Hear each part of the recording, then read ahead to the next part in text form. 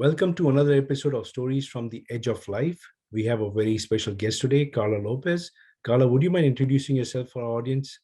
Hi, my name is Karla Lopez. I am from Los Angeles, California, and I'm 45 years old. Great. And I'm Parag Bharadwaj. I'm a palliative care physician, not too far from you, Karla. So, you mentioned your age, and you've had some ups and downs in your 45 years on this planet. Absolutely have, yes. Right. So one of them had to do, you had a brush with healthcare. So would you mind describing to our audience that whole experience and journey of yours? Sure, absolutely.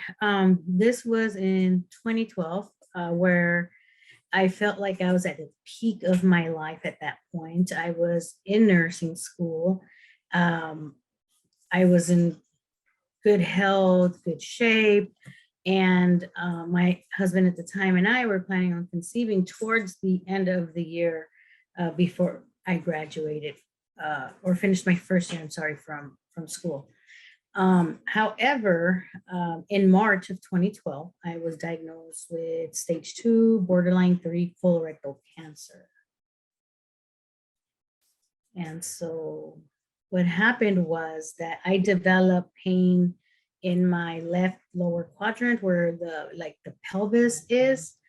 And I thought nothing of it. It probably bothered me for about 3 months until one day I couldn't eat, I couldn't drink, I couldn't have a bowel movement. But I just kept, going through my days, studying and going to clinicals and just trying to push through that pain. But then those 4 days came. On the fourth day, I couldn't stand up straight any longer. And I was at my psych clinical rotation. That day, I had a presentation. The next day, a math exit exam was due. So I had like a lot of stress. My clinical instructor noticed that I was so pale. I wasn't walking straight. So she asked me what was going on. And she said, you need to go to the ER. And I told her, no, I can't, I have my presentation. And she says, don't worry about that. If you don't go, I won't let you continue on with the nursing program. So one of my classmates drove me to Cedars-Sinai Medical Center. And I went to the emergency room. At that point, I was in excruciating pain. And the ER doctor saw that, ordered, I don't know how many milligrams of Dilaudid. I didn't even know what Dilaudid was at that point. And they just put it in my IV and I just I guess fell asleep immediately. The doctor saw this and ordered a CT of my abdomen with IV, oral, and rectal contrast. So they take me down to the CT scanner place. It was a big, bright room. This was, I guess, also one of my first times in a CT scan. Very new to me. There was a big, bright light in the ceiling with clouds, and it was a little overwhelming. There was people I didn't know. A nurse came in, explained to me that, she was going to put contrast in my rectum. And at that time, I was like, well, that's a little impersonal. I felt I didn't want to do it, but I knew I had to.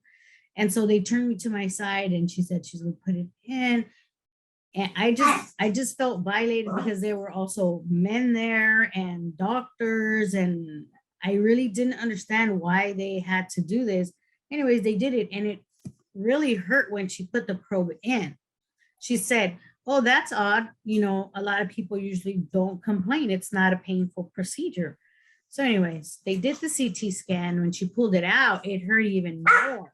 And so I yelled, and she said, oh, are you okay? This is so weird. This really doesn't happen.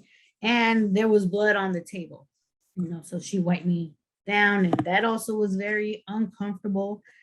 And at that point, I felt very violated. I really didn't understand what was going on. I just had pain like where my hip is. So the doctor then decided to admit me. And I told the doctor, I said, no, absolutely not. I cannot miss no more than 2 days of nursing school. Otherwise, they kick me out of the program. I have so many exams coming up. Like, I have a life. I cannot stay here. And he said, Karla, if you don't stay here, you may not have a life.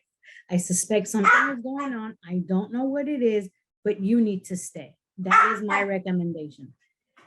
And I was alone. I was with my classmate. I was at, I'm sorry, my dogs need That's to okay. out. I'm so Okay. sorry. Okay, guys, hold on. They're, okay, you guys want to go outside? Okay, hold on. Hold on. So sorry. Oops. All right, we are back. Go ahead. Okay, so my friend, her name is Karina. She was with me at the time, and so she was the one making the phone call to my friends and my family and my brother. Um, so I get admitted against like my will. I get admitted, and they send me to my room, and there were the doctor came in, you know, and when he came in, he didn't have very good bedside manner. I will say that. And he asked me, you know, the questions, you know, like when did this pain start? What brings it on? What have you been doing? And didn't tell me a plan, just okay, just ask us questions, got out of the room. You know, the nurses were great. They helped me out with my pain every 2 hours because I was that patient. I didn't know that that was a thing, you know, but I was the patient on the call light every 2 hours. I need my dilaudid. I need my dilaudid. I need my Benadryl and Zofran, and because I was miserable. I was feeling really, really sick. And that same doctor, every time he would come in and assess me, and he will palpate where the pain was, because to me it felt like superficial. It was just right there on my hip, like you touch it out. And he would give me the vibe that he thought I was a pain a seeker, pain medication seeker. um okay, so then other doctors from other disciplines would come in, like gyne, because of where the pain was. You know, they did an transabdominal and intravaginal ultrasound, and they saw nothing. Everything was fine. They also did, what else did they did? They did other exams, and everything was fine. It was, you know, within normal limits. They didn't see absolutely nothing. This was about my fourth day in the hospital, you know, day and night. Throughout that time, my visitors were my brother, my sister-in-law, and my best friends, and my husband from time to time. Um, so I guess they don't have a diagnosis, right? But I'm still in a lot of pain. Um, so that doctor decides to send me home. And mind you, I still have not eaten while at the hospital. I have still not had anything to drink while at the hospital. Okay. This doctor comes in and he says, well, we cannot find a diagnosis for your symptoms. So nothing correlates with your pain that we can think of.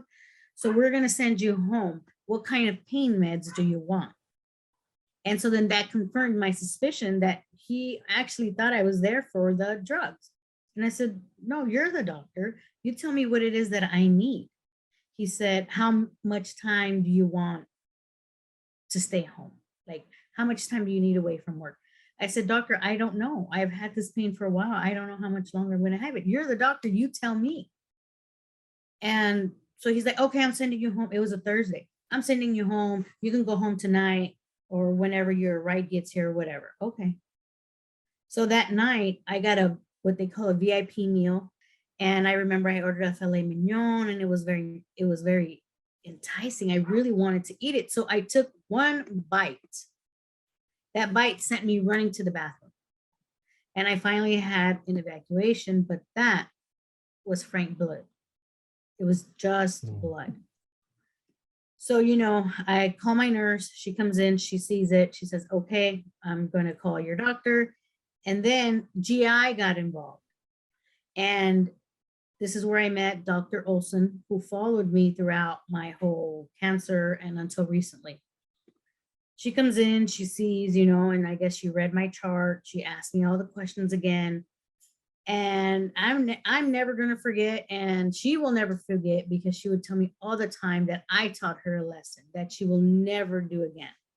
She patted me on my shoulder and she said, Karla, we're going to do a endoscopy, colonoscopy, but don't worry, we don't find malignancies, of that kind, like, uh, colorectal, rectal, or that stuff in young ladies like yourself. I was 34 years old.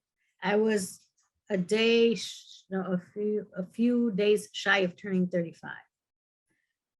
So I said, okay, that made me like, I was thinking like the worst. And she kind of like, she de-escalated that and brought me down. She calmed me down. That made me feel very good about, whatever the prognosis was going to be. Next day comes, they take me in. Again, she tells me, Karla, don't worry. I don't think I'm going to find anything. This is just, to cover all our bases, make sure everything's fine. Okay. They put me under. While I'm under, I'm kind of like awake, but I guess it's called like what? Conscious sedation. Right. And I heard her say something like, oh, I think I need to get another doctor to come in and see this. And then I don't remember anything else other than waking up in the procedure room, and then they wheel me out to recovery. When I was in recovery room, I was waking up, and I wear glasses, so I didn't have my glasses on, but I recognized Dr. Olson. I saw her from afar. And when she turned to look at me, and as she was approaching me, I could see it in her face that something was wrong.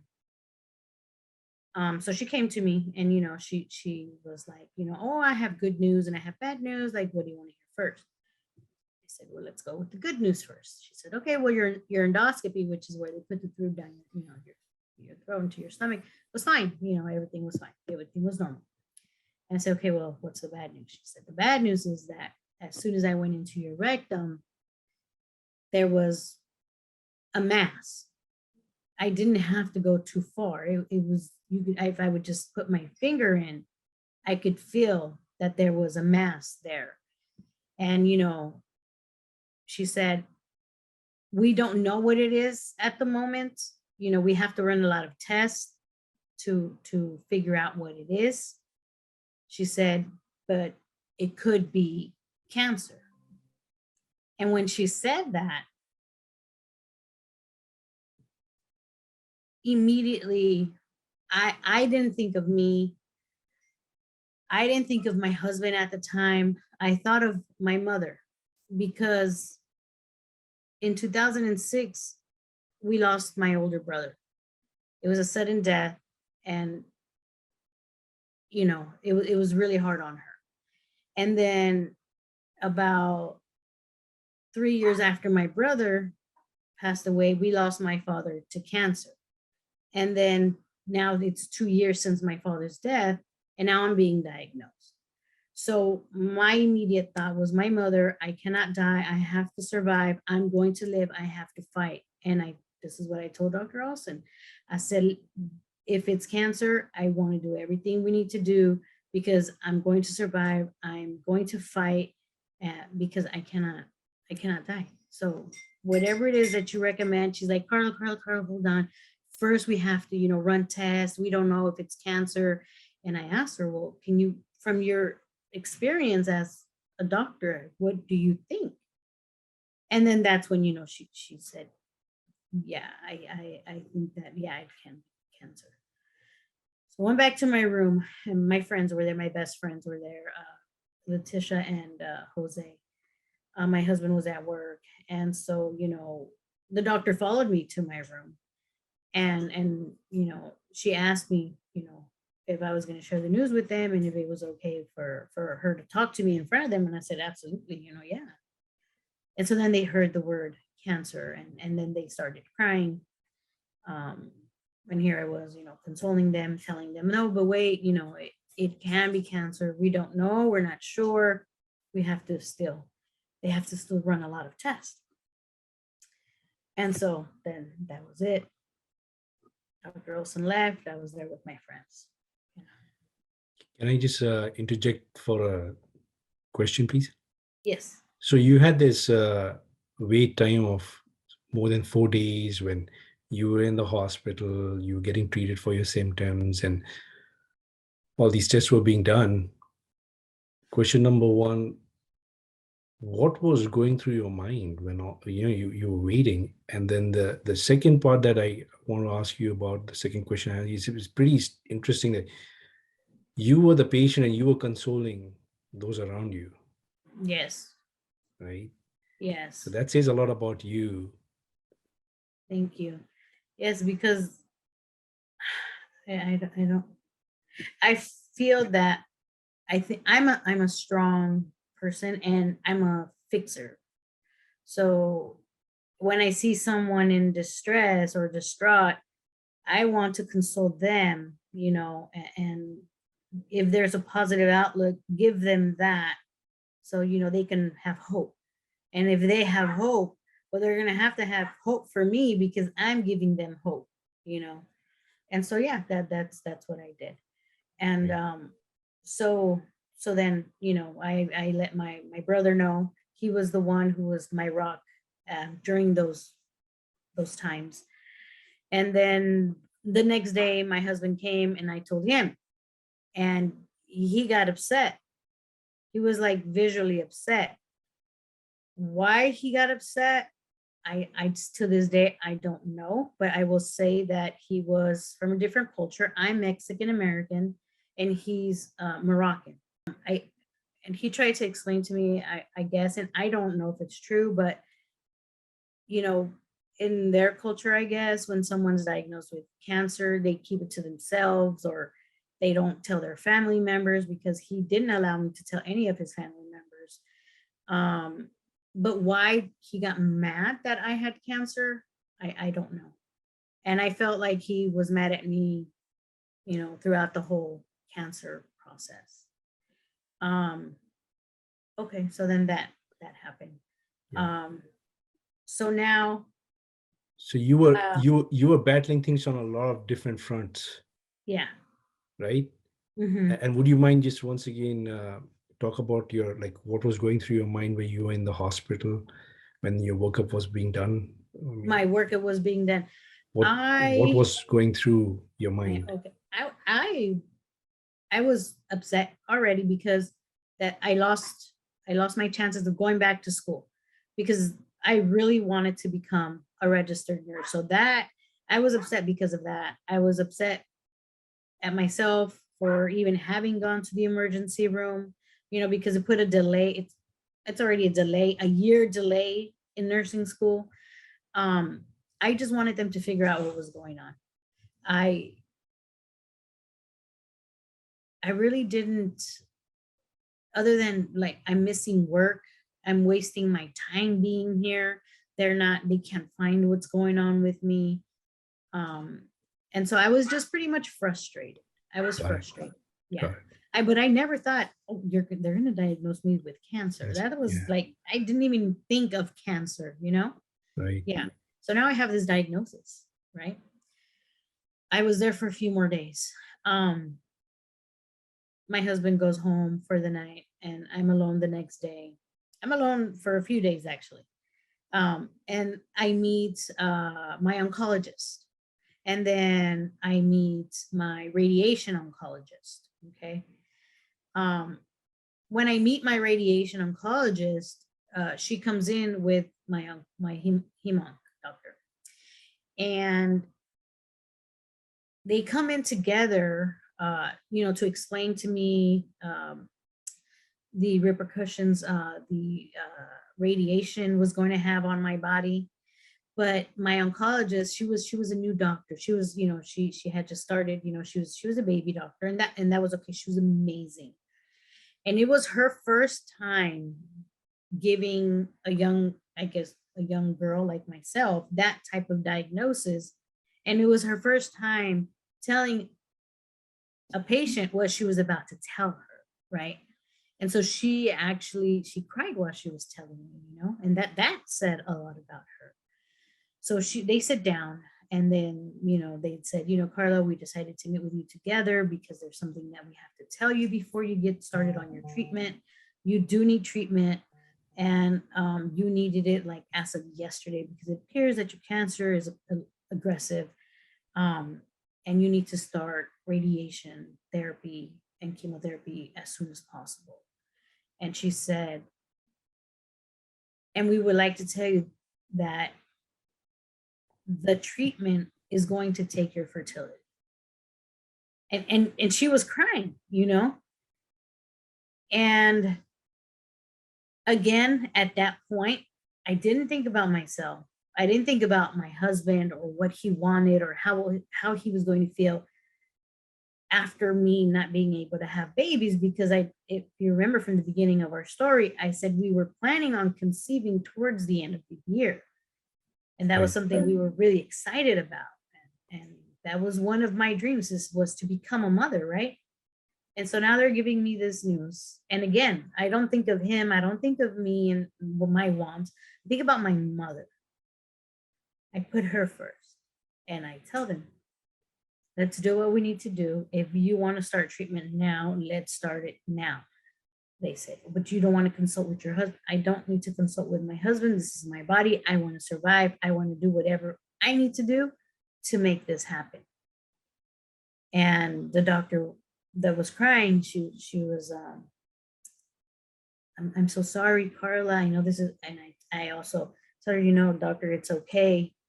Things happen for a reason, and if this needs to happen in order for me to survive, then, I'm okay with that. And they said, we do have options for you. We have fertility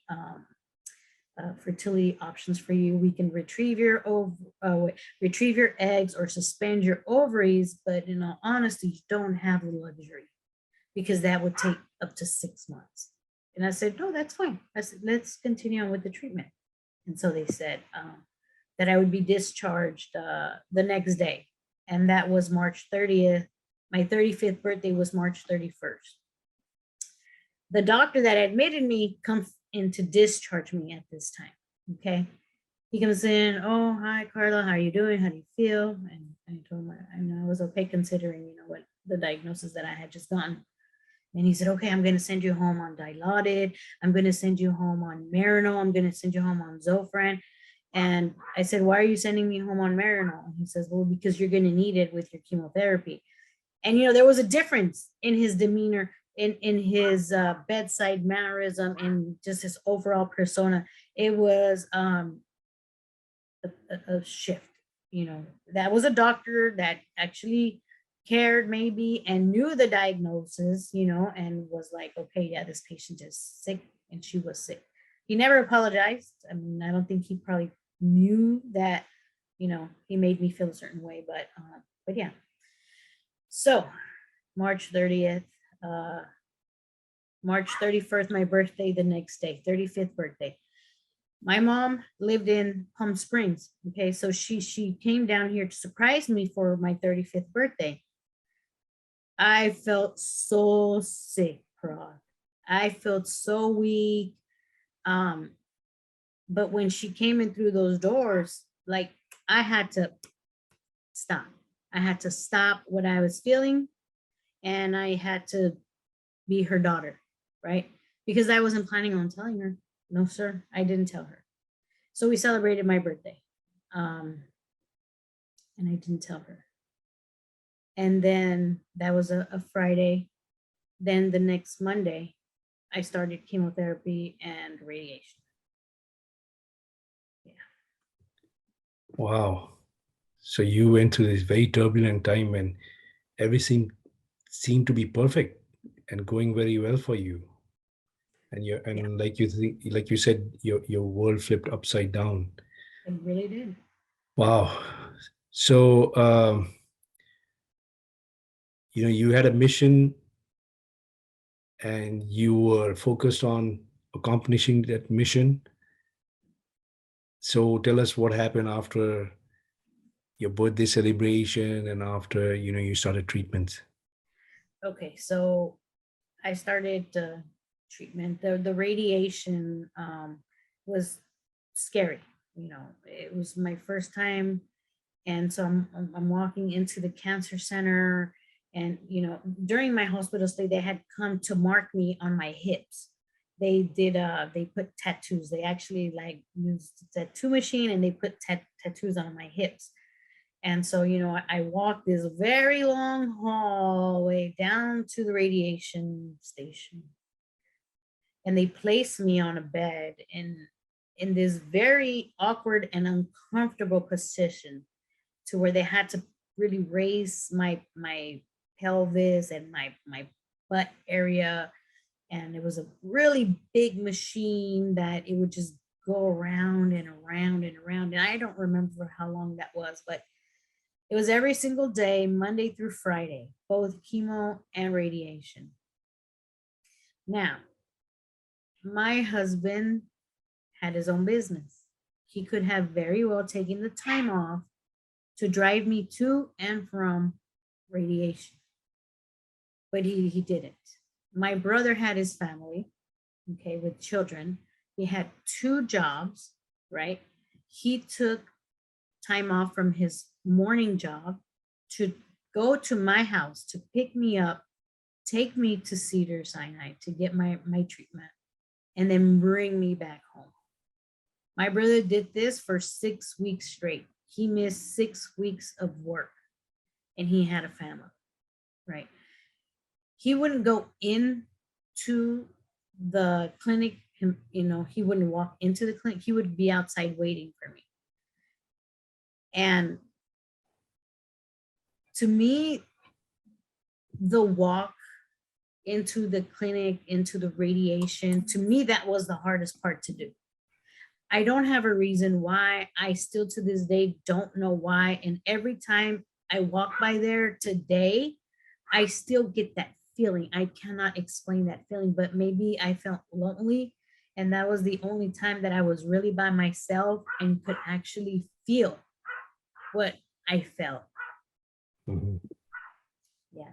But that drive only made my brother and I closer, because it's about a 45-minute to an hour drive, especially in the morning due to the traffic. And that's why I say he was and still is my rock to this day. Now, I had not shared with my husband that the radiation was going to take my fertility. I didn't share this with him until after, maybe when I had my first surgery. So I had my treatment 6 weeks, Monday through Friday.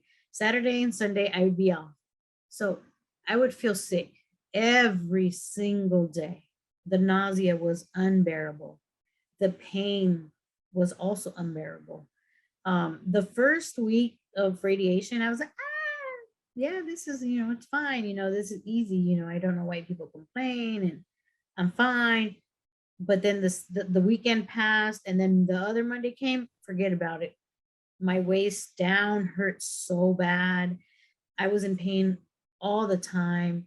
The dilaudid wasn't working alone. So my doctor added like a fentanyl patch and just more medications on top of medications. So I did that. My days were spent at home when I was not getting my treatment, on the couch, because I couldn't really move around. It was that painful, and I had what they call severe hand and foot syndrome. That's when the chemo seeps in through your capillaries and through your interstitial tissues, both in your hands and your feet. So my feet would turn purple, they would blister, and then they would peel. And so that would make it hard for me to do things around the house, to even open a cap of a water bottle. So my husband would have to open my waters or my Gatorade before he would go to work. I literally couldn't do anything. And so then that was that. So Carla, then sorry, go ahead. Oh no, you go ahead. Yeah. So You went through radiation, you went through chemotherapy. I'm just keeping a tab on the time. I know you have a commitment. So um, the and then you also underwent surgery. Did you undergo surgery? That's where I was going to go. Yes. Then I went a partial colectomy with a loop ileostomy. So they took out the infected part of the rectum. They took a good chunk of the colon, and then they got the small intestine and put it through my stomach, and then they attached a bag to where I would defecate into.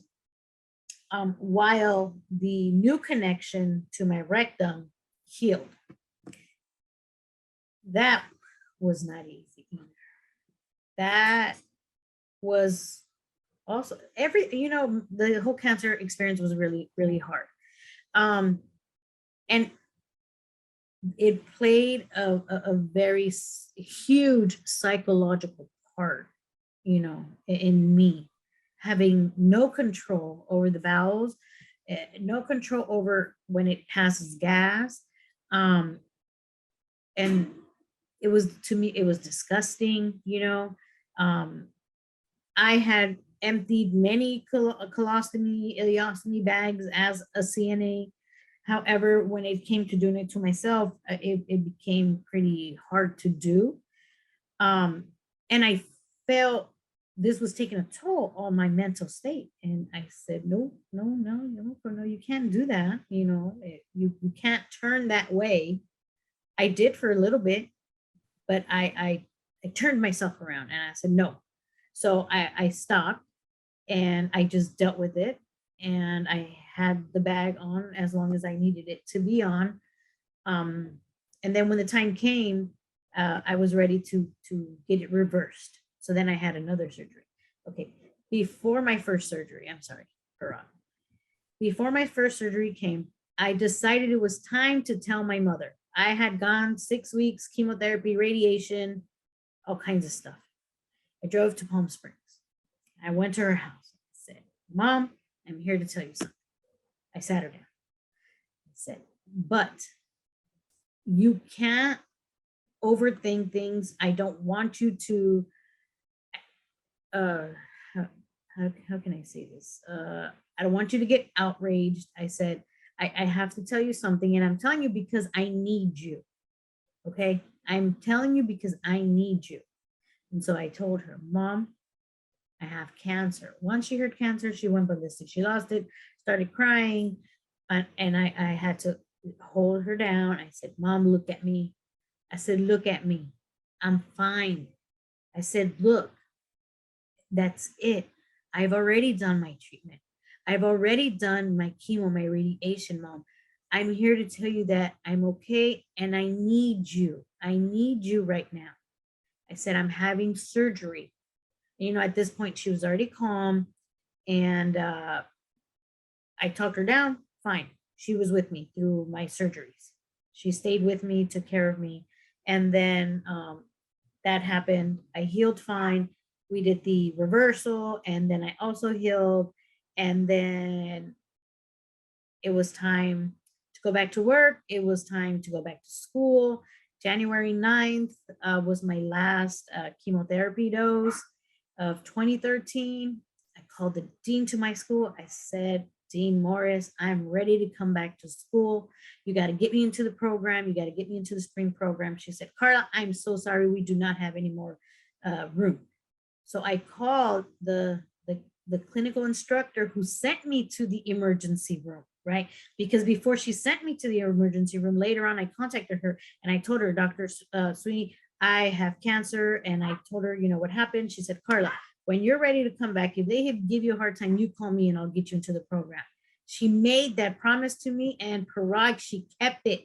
Awesome. That same night at 8:30 p.m. at night, I get an email from my college saying, Karla, congratulations, you've been reaccepted into the nursing program. And whew, that was just, I was back to where I was before cancer. All right. I was still weak. I was still, recovering, but I went back to school in diapers, Parag, in diapers, because I had to relearn how to use the restroom again. Yeah. But I graduated in 2014 Congratulations. and became a nurse. All Yeah. right. So you overcame a lot of a lot of hurdles. I'm being your timekeeper because you I mentioned see. you have a Yes. commitment, and so you overcame the cancer. You went back to nursing school. You made adjustments to your personal life, and you're back on your 2 feet. Yes. So we learned a lot from you with regards to your journey, right? Uh, we are running out of time because you have a commitment, and we will come back and talk about other aspects of your journey because it seems you've made a remarkable recovery, not only on the physical front, but also on the emotional and Oh, psychosocial yes. Oh, yes. aspect as well. Absolutely. So you will have to share with us the lessons that you learned through this journey, and it's just been nothing but very inspiring. Thank you. Thank you, Parag. Any parting notes? I'm blessed. I feel blessed and happy and fortunate to be here. And I feel like I'm here for a purpose. Yes. Great. So we'll learn more about that in our next interview with you. Absolutely. Okay, you got it. Great. Thank you. Thank you. It was nice speaking with you. Likewise. Thank you. Did you like this story? If so, please subscribe to this channel and like and share the video. Want more? Buy the book, Stories from the Edge of Life, available now on Amazon for more stories like this. All proceeds support Palliative Care Network, a nonprofit dedicated to alleviating suffering and improving the quality of life for patients facing end-of-life issues. Consider extending your contribution by donating through the link below. Thank you for your support.